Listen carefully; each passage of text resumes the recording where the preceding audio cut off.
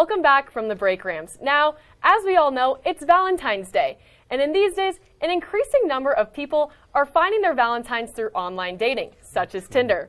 If you're not familiar with Tinder, users can either swipe right to like or swipe left to dislike another user's profile. None of us have experience in the field, but tonight on Hot or Not, we're going to apply our own spin of that concept. Each of us will either swipe right to agree or swipe left to disagree with a certain sports statement. So without further ado, let's get started. Our first prompt is the following. CSU basketball has bandwagon fans, yes or no? I'll start us off. I do think CSU does have some bandwagon fans just because I've only been here for 2 years. But the games I've seen them have a good record, there's people at the games. The games I see them have a bad record, maybe on a losing streak, there's really no one at the game. There's really a lot of people that just skip out when we're not winning. So I think there's a lot of bandwagon fans on this campus. I'm going to have to agree. I'm swiping right on that one because last year we almost had a sold-out crowd, I feel like, for at least the second half of the season. Definitely. And even coming up in like earlier conference play, it was crickets. And I mean, yes, the Rams haven't been as good per se. People still need to come out and support. So it's definitely been frustrating, but I agree. I think people have been really, really bandwagon fans. Yeah. I'm going to be the black sheep here. I'm going to actually disagree. I would say that we do not have bandwagon fans.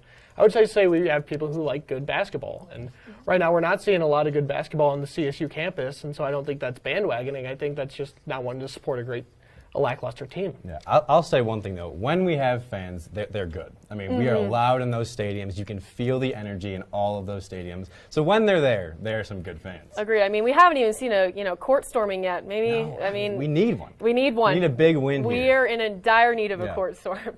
But moving on, we're going to stick with our college hoops. Our next item is this. A Mountain West team will make the Sweet 16 in March Madness this year. Mike, what do you think? I do think there are going to be some Mountain West teams making the tournament. I just don't think there are any that can win that many games to make it to the Sweet 16. I think SDSU has the best chance, but I just don't think they're going to do it. So I don't think any teams are going to go to the Sweet 16 from the Mountain West. I agree with you. Well, I guess swiping left, disagreeing with the prompt.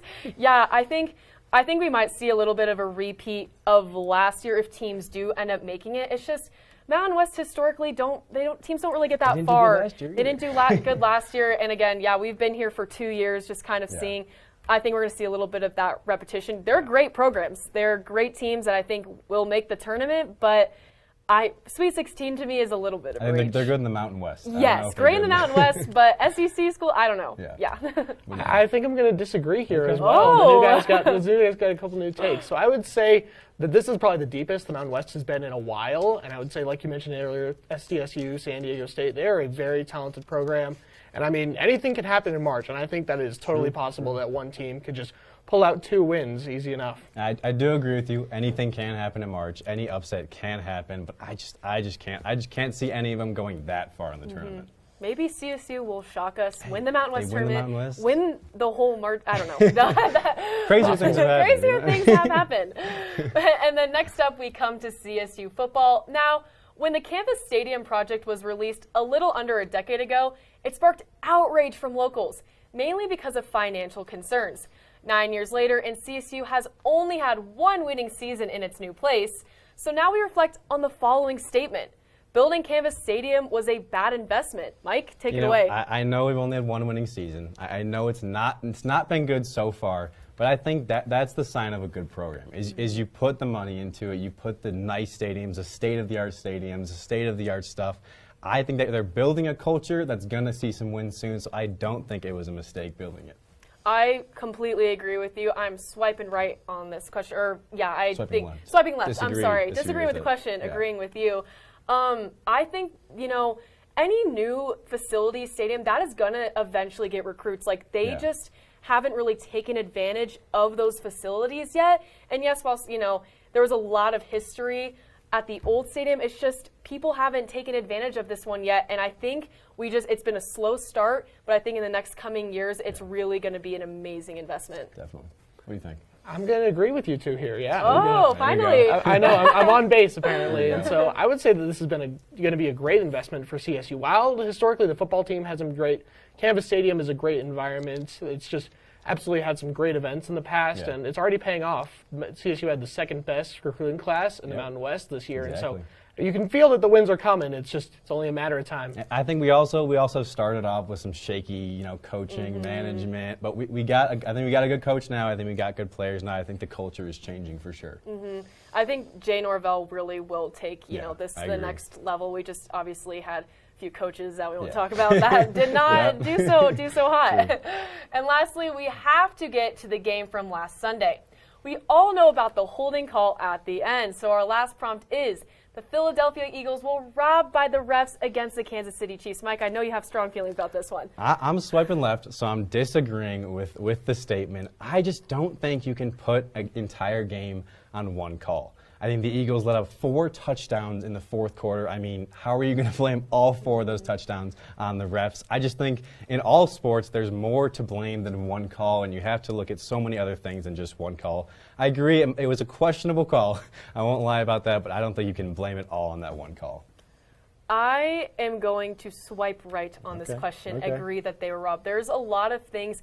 The stats going into this game, these teams were almost dead even. It was crazy. Like, we can all probably say this was one of the best Super Bowls we've watched in our lifetimes of just how competitive and well-matched these teams were.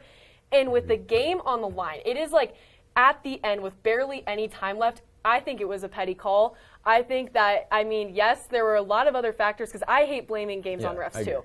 I think, it's kind of excuse. But when it's the Super Bowl and it's that close, I think it was ridiculous. I think it's a little touchy to call that there, but I still think you can't blame it all on that. I think you can be upset about that call. You can't blame it all on that call. That's true. To break this tie, I'm actually going to agree with Mike. I'm going to swipe left as well. I'm going to go no. I think that what we've been discussing is that it's, even though some would say it's soft, it's still a textbook holding call. He got him by the jersey. The DB even admitted to that it was a holding call. And even then, the Chiefs were in the red zone with less than 2 minutes to go. They had all the momentum. They were going to kick that field goal regardless. And while, even though it may have hurt our feelings that we didn't get one of the best Super Bowls in our lifetime, teams are up there to win games, and the Kansas City Chiefs did just that. Yep. They won the game. They proved enough to win that game to me that I don't think you can put it on one call. So that's just my opinion. I guess that's true. I'm excited for football. 2 of the greatest quarterbacks that was a great game. It was an amazing game. Yeah. I'm happy for Patrick Mahomes. If I was an Eagles fan, I don't think I would. I also liked how the Eagles players and coaches handled it. They themselves said they didn't want to blame it on one call. They said there were many things they could have done to win that game. So I like how they did that. That was very classy. Yeah, their approach was awesome. Respect to both teams, I think. Agreed. They handled the ending very well. Yeah, I think we'll see the Eagles back here soon. They're for sure. a very talented program, so they've got a Lombardi in their future. Yeah. Jalen Hurts will get one. Absolutely. He's absolutely going to get one. Yep. I think so. And with that, Ram fans, that's all the sports action we have for you tonight. Be sure to tune in tomorrow for the first installment of CTV Geeks, as well as Thursday for Madeline's recap on Boise State. Thank you all so much for watching. Stay safe and have a great night.